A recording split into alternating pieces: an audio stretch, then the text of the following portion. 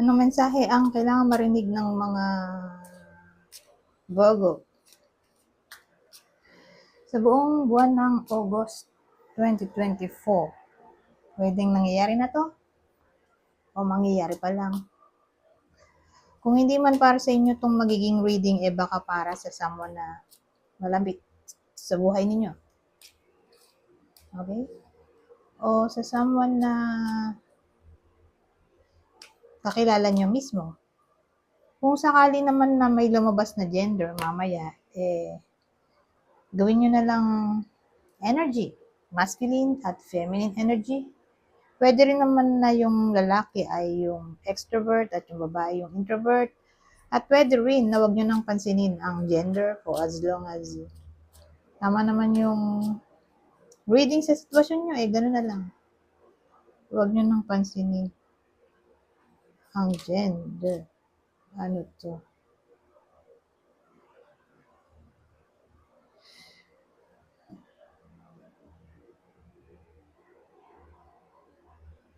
Wow, may hot babe tayo dito, oh. Pero may Ace of Swords.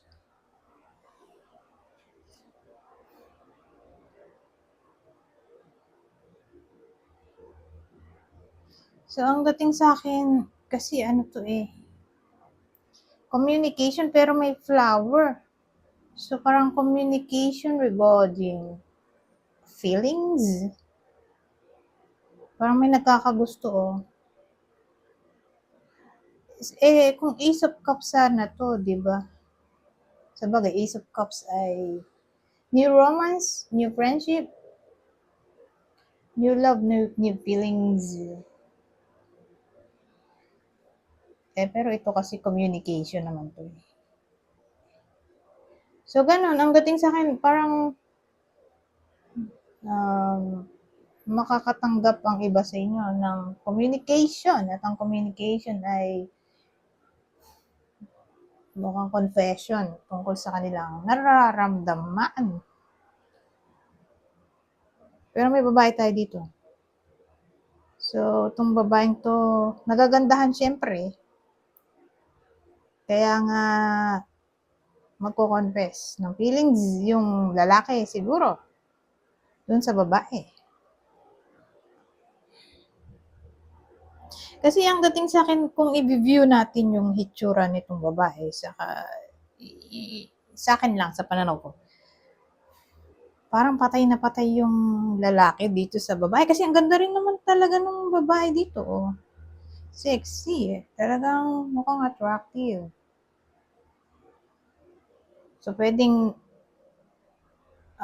kayo, kung lalaki, kayo yung mandiligaw o kung kayo yung babae dito, edi kayo yung liligawan dito kasi mukhang attractive kayo sa paningin ng lalaking to.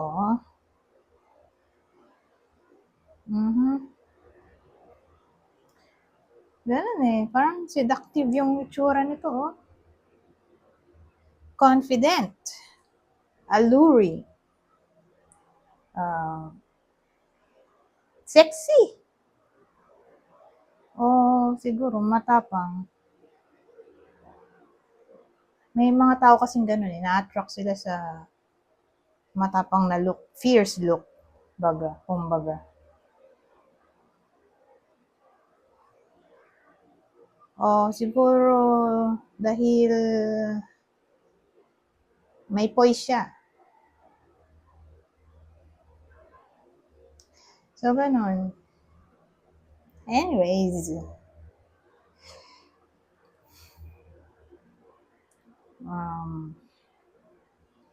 sino kaya yung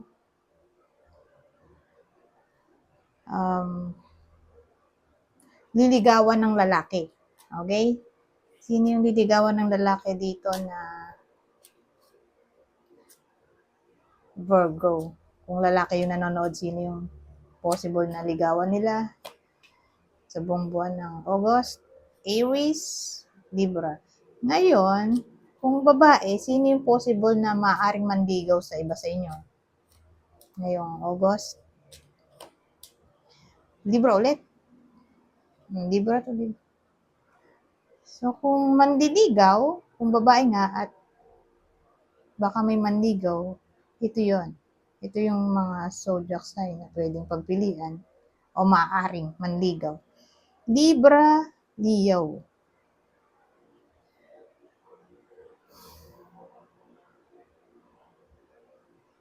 Kung hindi tumama to sa inyo, sa kakilala. Okay, sino yung kakilala nyo na tatamaan ng reading na to? Scorpio, Pisces.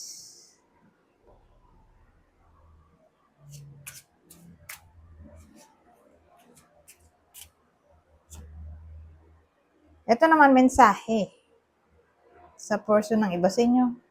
At ang mensahe ay all about love, positive love messages.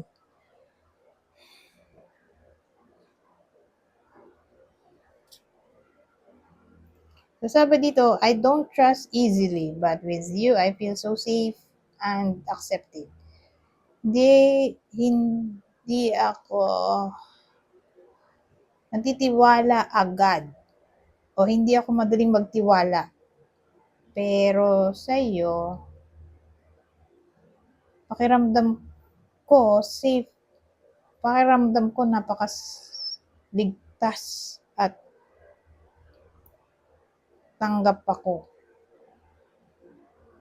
Ayun, yung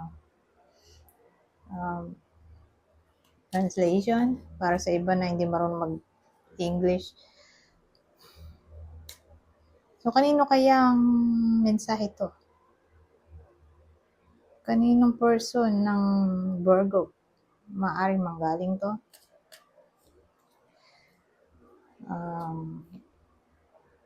Cancer o Cancer, Pisces.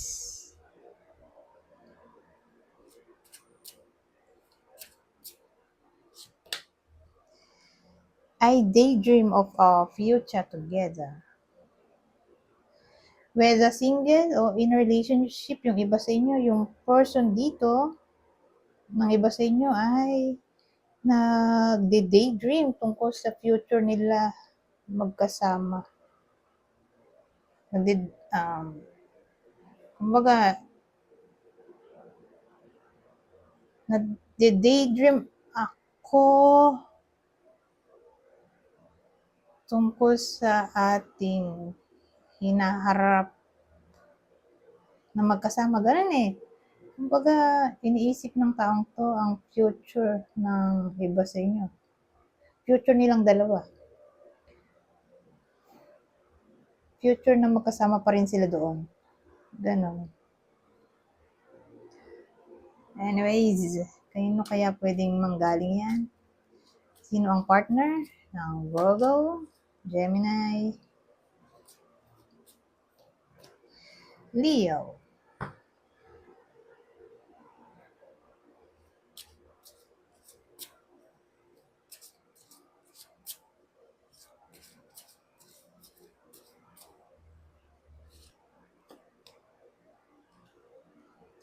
Your body is a piece of art and your soul is a piece of heaven.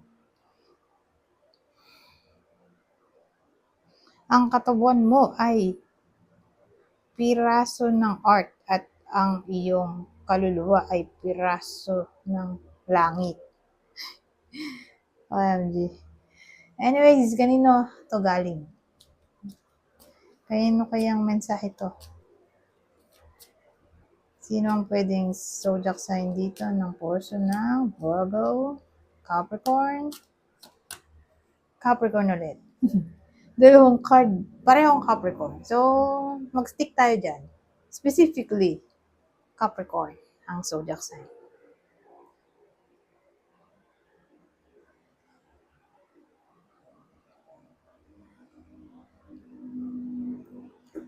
Punta na ba tayo dito?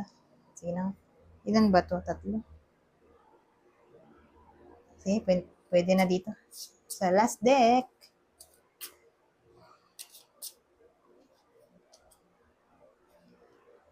Discernment.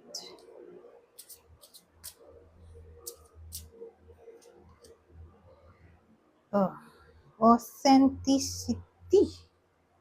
Ano yun? combination ito?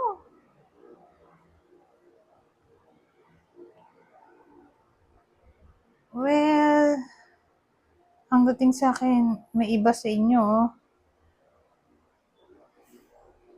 na kailangan nilang pag-isipan o pag-aralan ang authenticity ng isang bagay, kung fake ba to o rig. Ganun eh.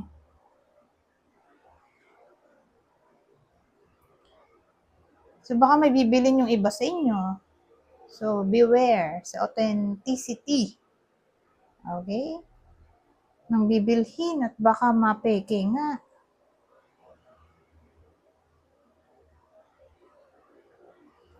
So, kailangang bosisiin kung tunay ba yun o hindi. Sa bagay,